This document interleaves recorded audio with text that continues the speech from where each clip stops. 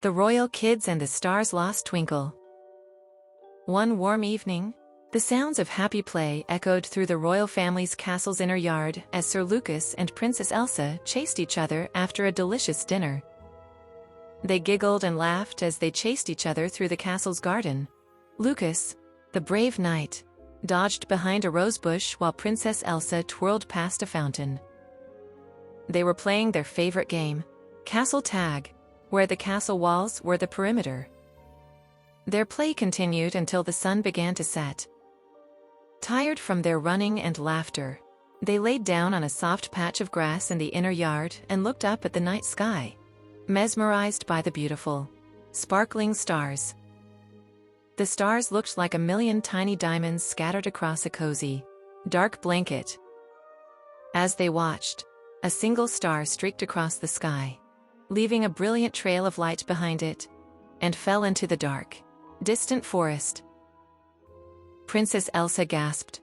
"It's just like Pip the Sprite story," she exclaimed. The star that lost its way and its twinkle because it was sad. Lucas, his face filled with determination, looked at his sister. "We have to go find it and help it get its twinkle back," he declared.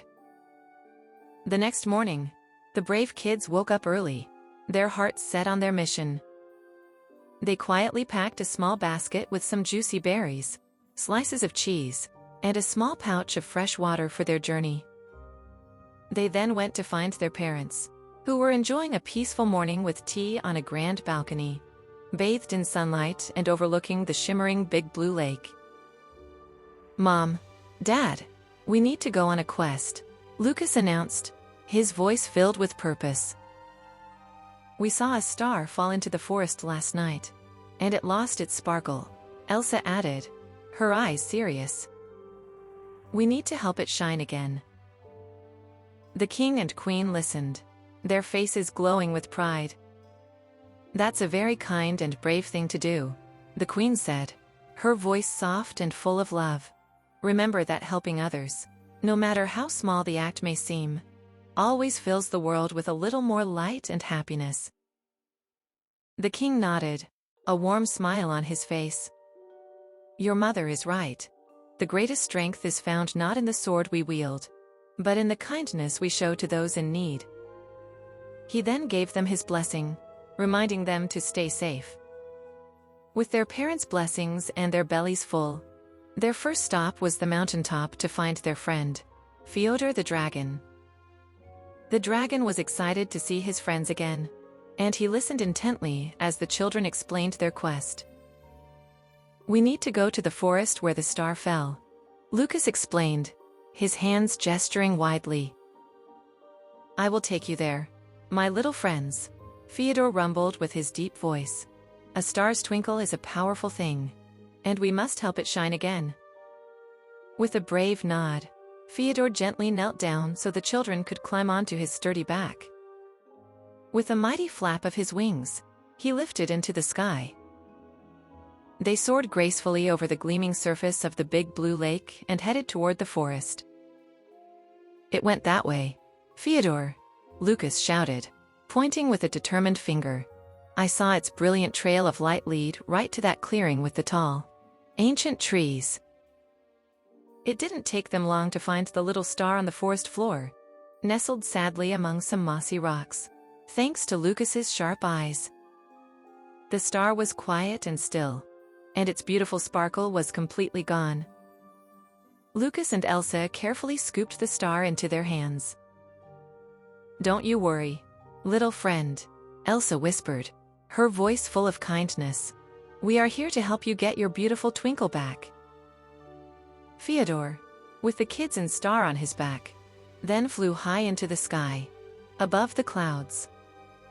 From there, they showed the sad little star the beauty of the world from a brand new perspective. The kingdom's lights twinkled like tiny fireflies. The big blue lake shimmered in the sunlight, and the entire landscape looked like a peaceful, sleeping blanket below. It was a completely different kind of beauty than the star was used to, and it began to feel a tiny bit better. Their next stop was the ice giant's cave. As they approached, The air grew colder, but the children were not scared. The giant, no longer grumpy, greeted them with a gentle smile. He had transformed his cold, lonely home into a beautiful winter wonderland, complete with glistening ice sculptures and a perfectly frozen lake for skating. Lucas and Elsa were in awe of the giant's new and beautiful home. With the snow giant's help, they started showing the little star that beauty wasn't only found in warmth and sunlight, but also in the unique and playful moments of winter. They all laughed with joy as they helped the ice giant build a magnificent snow castle. The children then invited the sad little star to join their snowball war. They showed the star how to carefully scoop up the soft snow and shape it into a perfect ball. They all played together, dodging and weaving, their happy laughter echoing through the air. After the snowball fight, they all took turns ice skating on the giant's huge frozen lake, gliding and twirling. The little star was no longer just watching. It was part of the fun, and its heart, once so cold and sad, began to glow with the warmth of their shared happiness.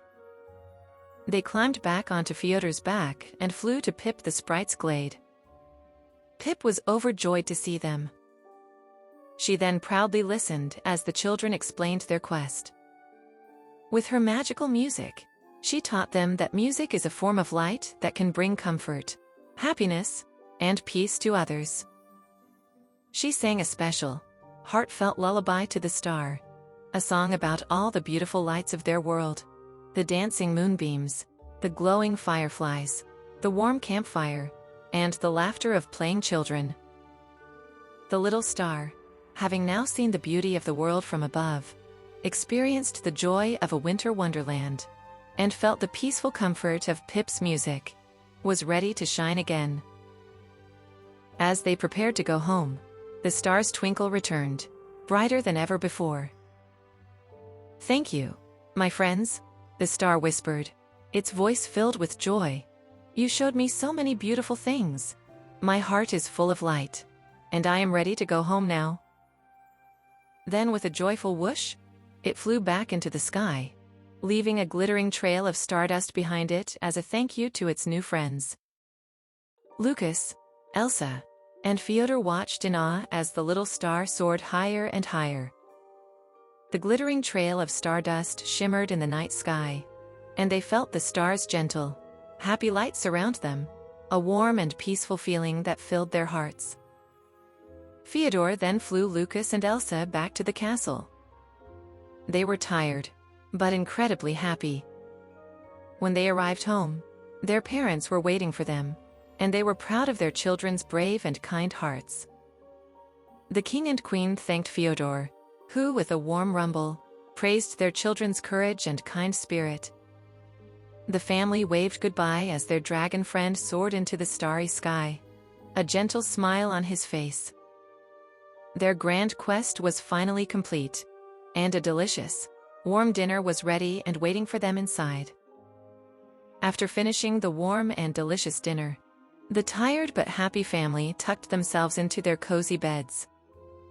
Feeling so safe and peaceful, with their hearts full of love, they all drifted into a deep sleep, dreaming the most wonderful and magical dreams. And high above the castle, a brand new star twinkled brightly, its light a gentle, rainbow-colored glow. A special thank you to the kind and brave family who helped it find its way home. The end.